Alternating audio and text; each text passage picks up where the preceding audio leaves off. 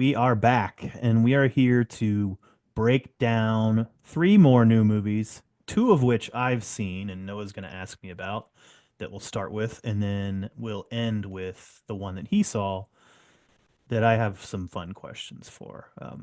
The first movie we're going to talk about is Luca Guadagnino's second film of 2024.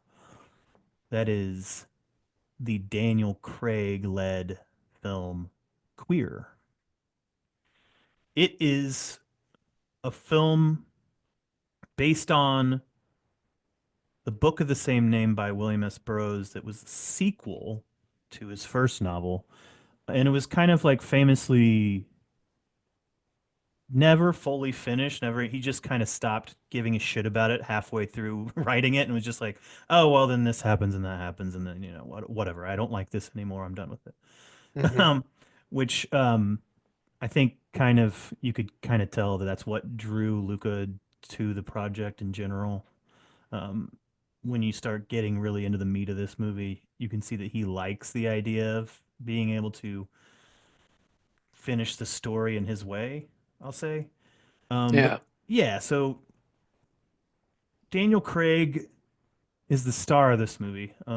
It's set in the 1950s in Mexico City mostly. Most of the movie's set in Mexico City.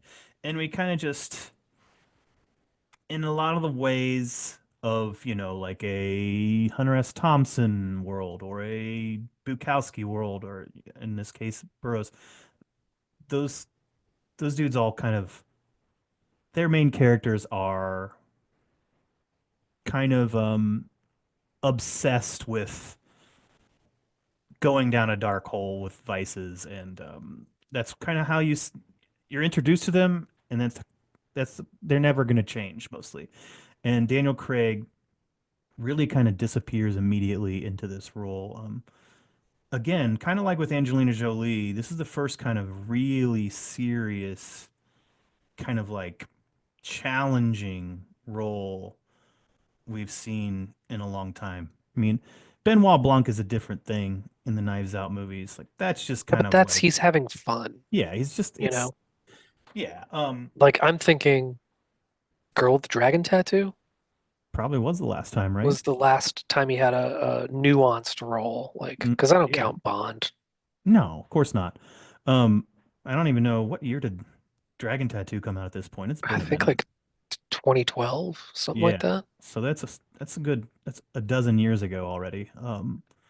Yeah, so he plays he plays this character who is around he's in his late 40s, early 50s, and he's just kind of existing in Mexico City. He hangs out with the same group of characters. They all chain smoke and drink and do drugs at an alarming rate, and they're kind of just like spiraling.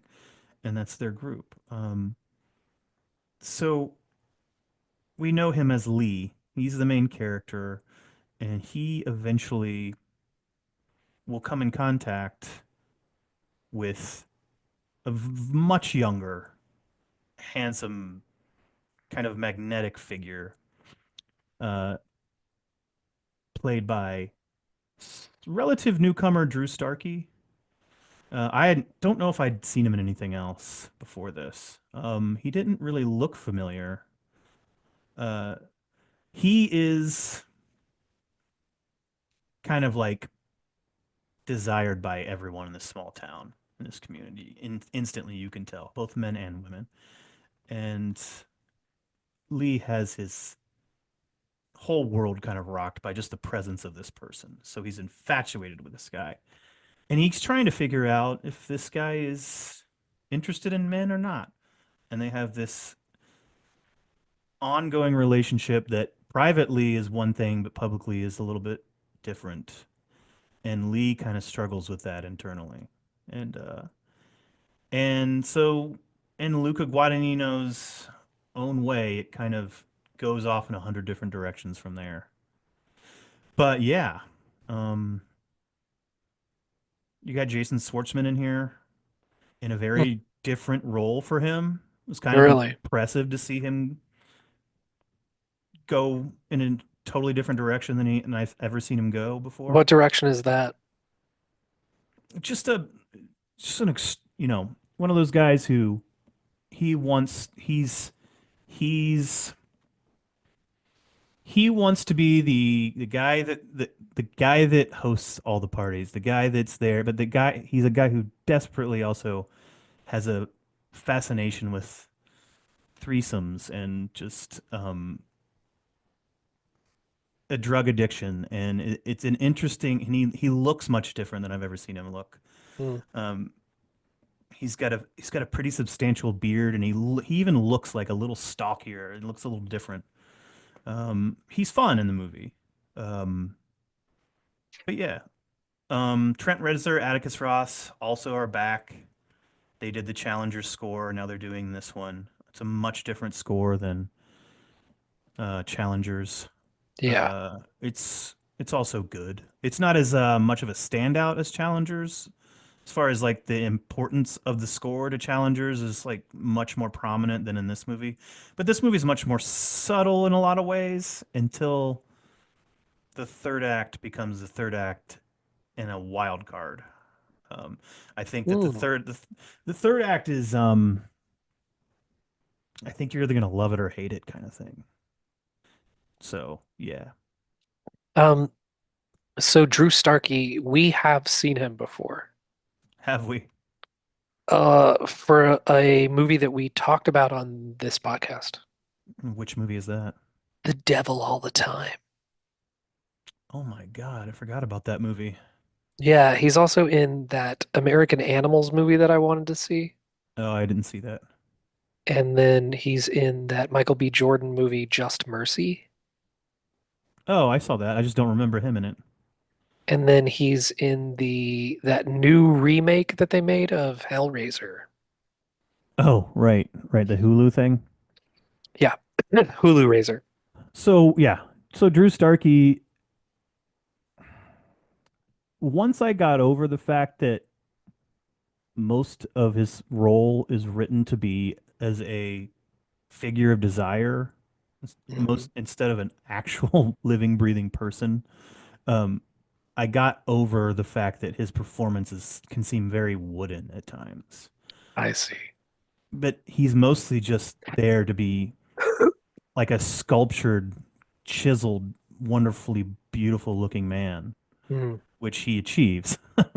um, so after, I kind of just decided that, oh, that's what Luca's doing here with this. I kind of let myself over to it and just stopped thinking about it so much, and then it became more of a different experience. But like the last movie we talked about, this all hinges on the performance mostly. Um, and like the last movie we talked about, this is a director who changes styles sometimes within the same sequence of his movies. yeah. He does a thing. He does a thing here that not a lot of directors can pull off, but I think he does. Like what Sofia Coppola did in Marie Antoinette, where this is a movie that takes place um, not in present times, but it's set in the 50s, but it's using a lot of modern music. Okay. So there's Nirvana, there's Come As You Are is in this movie, but used in a very interesting way. Um, there's lots of music from that era that accompanies Trent Reznor and Atticus Ross's score that sometimes really works, other times it's like so-so. But yeah, Leslie Manville shows up in the third act, Hell and yeah. she is, I don't even know, I can't give it away. It's You have to see it to believe it. It's a very bizarre performance. The role's bizarre. The role is very bizarre. Well, and so performances, speaking of performances, the big question around this uh, is Daniel Craig. And as wide open as the best actress category is this year, it seems like the best actor category has completely crystallized between six guys, and one of whom is going to get left off. Um, and he happens to be one of those six guys.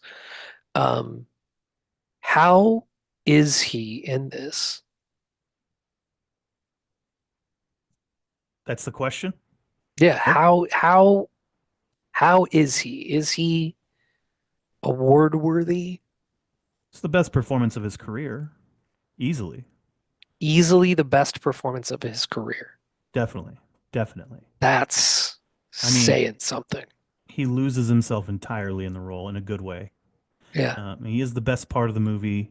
He actually saves the movie because I did not love where it went. Although the very, very end I find transfixing, but the epilogue is great. But that third act, this movie is separated into acts like, or chapters like a novel.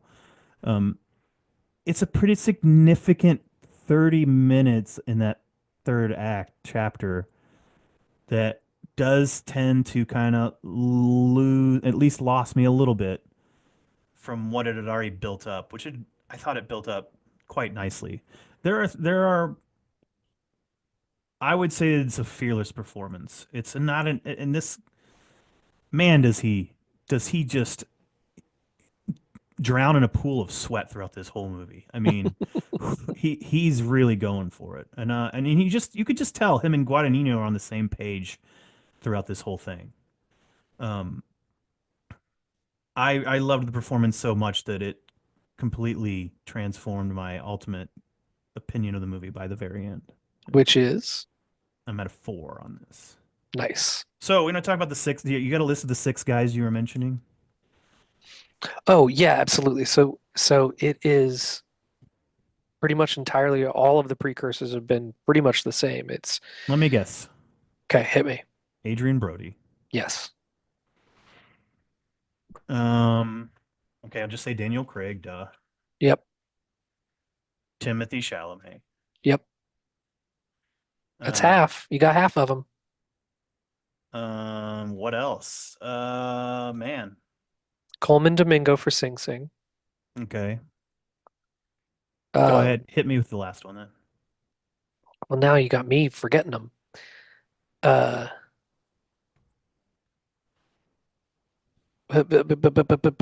keep guessing for a second. Is it stuff? Is it from something that's already come out or something that's yet to come out? That's a good question. That is a great question, and I'm glad that you asked it as I'm trying to buy time myself. I mean, that's it must be. Well, are we thinking Ray Fine? Is he in the conversation? There you go, Ray Fine. And then you got one more. Well, there's no way it's Paul Mescal. No, it is Adrian Brody, Ray Fiennes, Daniel Craig, Timothy Chalamet, Coleman Domingo, and Sebastian Stan. Oh, I think that's the one that gets left off Is that really the other one? for a Can't. different man. Wow. Well, there's also some talk of Eisenberg. Yeah, I don't think he'll get an acting nomination. And no, it is not for a different man. It's for the Trump movie, It's for the Trump movie. which that one will get left off. And it has been just pretty much those six with some Eisenberg thrown in there. I think you. So what's the deal with Sing Sing? Why can't we see that? It came out like earlier Because this year and it barely came it out of barely its played. summer. Yeah. Yeah, Well, but I heard they're they are re-releasing it. putting they are re-releasing it in theaters the day that nominations open up. Okay, because So the day voting opens up it or the never went day to after. streaming either. It never went to streaming. Not yet. And that seems part of the plan now because they're gonna put it back in theaters the day voting begins, the day after voting begins. Good, because So I really want to see it. Always have wanted to see it. yeah. Yeah, it really does seem like it's really those five, really is Chalamet, Brody, Fiennes, Domingo, and Craig. I'm cool with that. I would love to see Craig get nominated for this.